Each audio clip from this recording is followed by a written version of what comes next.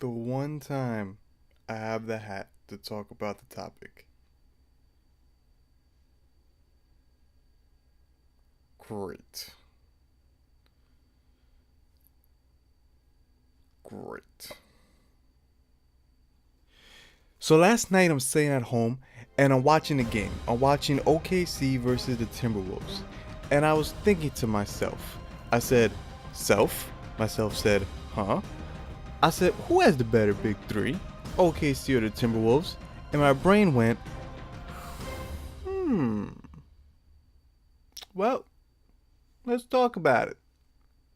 Before I begin, if you guys would like to be part of the Hoop Nerds family, all you gotta do is hit that subscribe button and hit the bell notifications to get the latest on when I drop brand new videos. And that's it.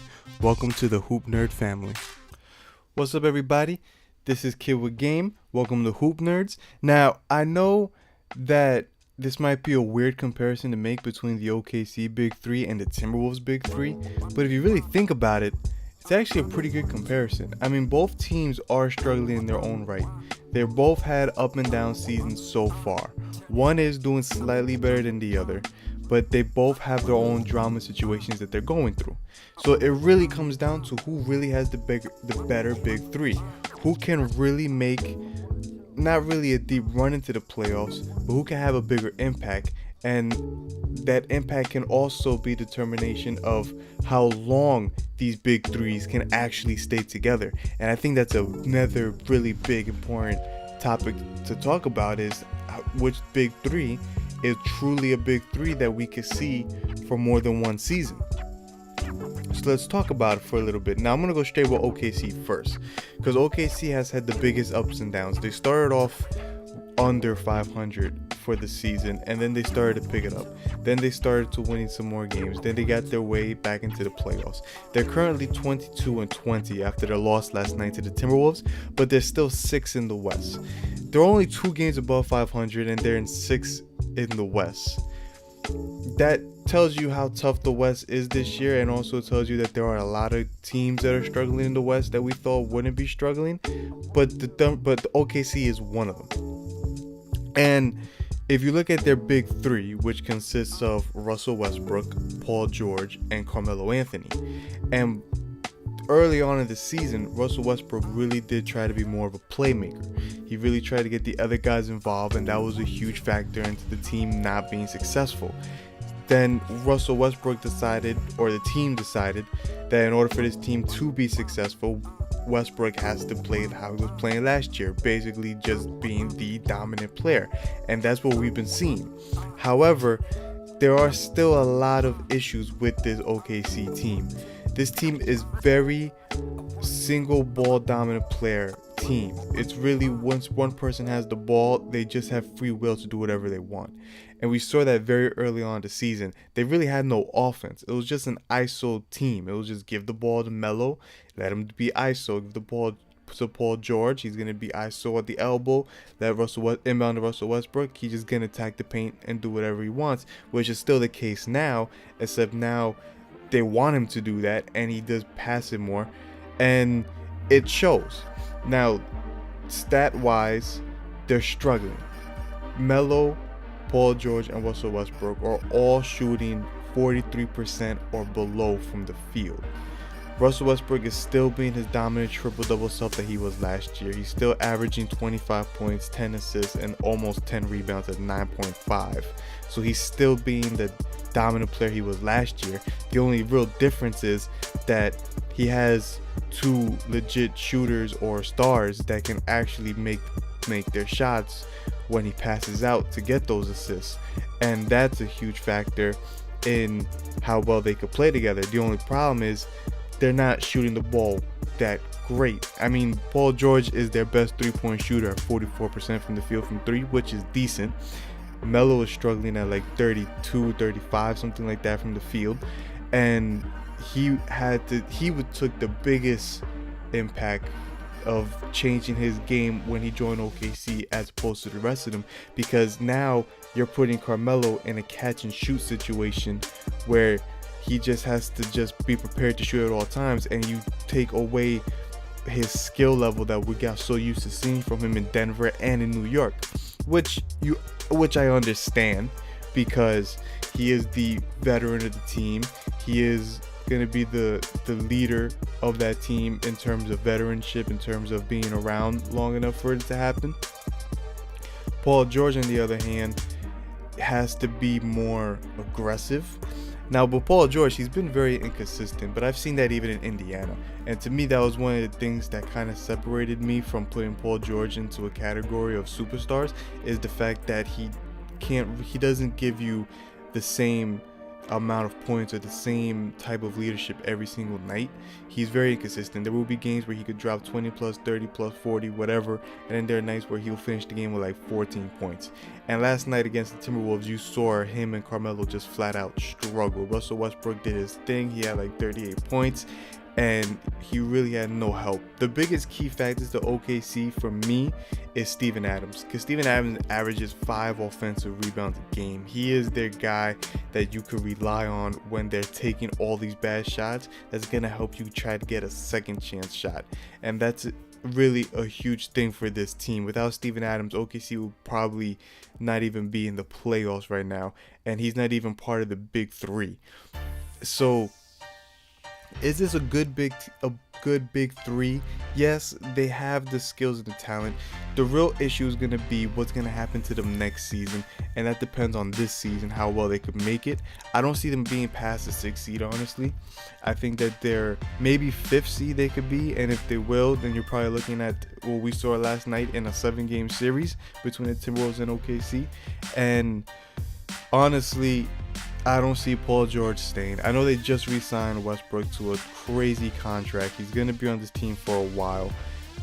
Melo, I don't see leaving, even though I want him to leave, and I think he could have a chance to play on an even better team to really chase a ring, but there's no way he's going to turn down that $27 million player contract that he has waiting for him next season. So he's definitely going to be there. Paul George is the real big it factor. He could go to LA, he could go wherever he wants to win if he chooses to next season. So this could be a one and done big three era that we see, and for them to be struggling this early in the season, we're in January, we're going to hit the midway soon. It's almost All-Star break, about a few weeks away. So I think they definitely have something that just they have to find a way to make it work better. They have to do it quickly if they want this to be a successful big three, and if they want to go into a deep playoff run, possibly second or third round. So we'll see. On that note, let's talk about these Timberwolves, shall we? Now, the Timberwolves are in a slightly better situation in OKC in terms that they're 11 games above 500, making them 4th in the West at 27-16. However, they do have their own struggles of their own. Now, here's what I really like about the Timberwolves before I get into the negatives, because it's always good to start with the positives. The positives are that Jimmy Butler came to this team this offseason and became a true leader that the Timberwolves was lacking for that young team that they've been having throughout the last couple seasons.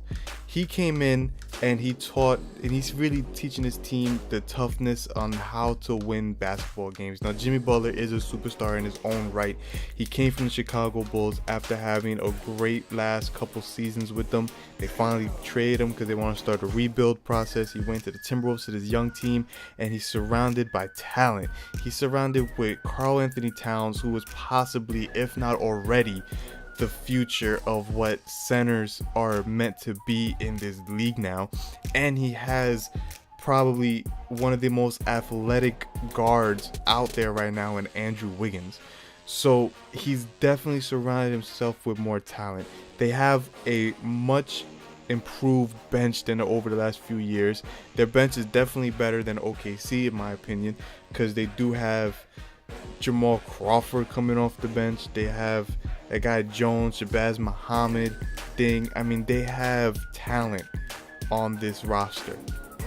They also have Jeff Teague that they signed in the offseason, and they also brought in Taj Gibson, another partner of Jimmy Butler back in the Bulls days. And they even have Tom Thibodeau as the head coach, who had so much success in Chicago, bringing that to the land of the Timberwolves. Now, what I also love about this Timberwolves team is the fact that Karl-Anthony Towns has improved his game in terms of shooting the three ball, and he's transformed into the leader of this team, because it is his team. Even though Jimmy Butler is the leader, you have to look at it as this is Karl-Anthony's team, because he's the youngest, he's the future, he's the superstar of this team. On to the negatives though about this team. They haven't been to the playoffs in 13 seasons. That's a really long time. That's actually the current longest drought in the NBA right now, and it's one of the longest droughts in sports in terms of not being in the playoffs. They haven't been to the playoffs since 2004. Now, for this team to be successful, I think it really falls onto the shoulders of Andrew Wiggins. Andrew Wiggins has so much potential, so much talent, so much athleticism, but he's having a hard time adjusting to this team. There are nights where he can't miss, where it looks like his jumper is on point, he's getting you second chance rebounds, he's getting you putbacks, he's cutting, he's doing all this, and then there are times where he's just struggling from the field. He's just nowhere to be found. It's really just Jimmy Butler and Karl-Anthony Towns really trying to carry this team, and Andrew Wiggins is just a forgotten man, and he's really struggling this year. He's averaging 17 points a game on 1 assist, 4 rebounds, 43% shooting, which is just as bad as the entire Big 3 from OKC, 32% from shooting, and 63% from the line. I mean, he's really having a bad year stat-wise. Again, there are nights where he's there, but there are a lot of nights where he's not, and I think he is truly going to be the key factor on how successful this team will be. Jimmy Butler has proven that he has shown the will to win. He has games. He had a 38-point game against the Denver Nuggets, which was outstanding. He had possibly against the OKC, the second time that they met in the season, he had possibly the second best flu game next to Michael Jordan that we've seen, when he willed his team to victory on that one. And Karl-Anthony Towns, as I said, is playing great. He is showing that he is a future of this team. He's where this team wants him to be. Now, the difference, in my opinion, between OKC and the Timberwolves is that the Timberwolves Big 3 is a Big 3 that's going to last for a while. Now, they just signed Andrew Wiggins to a long-term contract. He's going to be there for a while. They still have Jimmy Butler for, I believe, another year or two before he could be a free agent, or I think next year. Then he has a player option, something like that. And then, obviously, they're going to make sure Karl-Anthony Towns doesn't go anywhere. They're going to give him, I think he has 1 year left of his rookie deal before he gets a max contract as well. So, this is a team that's going to last forever. And based on how successful they could be, I could definitely see Jimmy Butler signing there long-term after this current contract, or even picking up the player option just to make sure. So this is definitely a Big 3 of the future. This is a Big 3 you could see moving forward that's going to be here for at least maybe another 4 seasons, if so, in my opinion. As for OKC, there's a huge question mark on whether or not this team will even see this Big 3 again next season, even though there is a small chance of possibility. But like I said, it really depends on Paul George. Now, who has the better Big 3? That's the big question. Whose Big 3 is more powerful? Obviously, the Timberwolves have a better record. They're more successful with their Big 3, but OKC does have the talent. The talent is there. If they could just figure out an offense, figure out the right formula to win, figure out how to play together, then they would easily have the better Big 3, because they do have the veterans, they do have the experience, and they do have the more star power wise. But the Timberwolves definitely have a better Big 3 currently right now, and moving on to the future, because this is a Big 3 for the future. This is a Big 3 that could potentially, if they figure it out, get better playing together, get a better bench, whatever the case may be. This is a team that a few years from now, they could be the team that will be competing against the Warriors. They will be the next Big 3 team that everybody's trying to beat. It could happen. This team could definitely happen. It depends on how well Andrew Wiggins could finally play, how long they could be together, if they can even get more pieces to their bench. And this is a team that I think, in my opinion, is a better Big 3. Yes, Russell Westbrook is an MVP. Yes, he's probably going to be an MVP candidate for this season. Jimmy Butler, you can argue, is also an MVP candidate for this season, not because of necessarily the numbers he's playing up, but because of how he just changed the culture of this Timberwolves team. We could possibly be talking playoffs for the Timberwolves.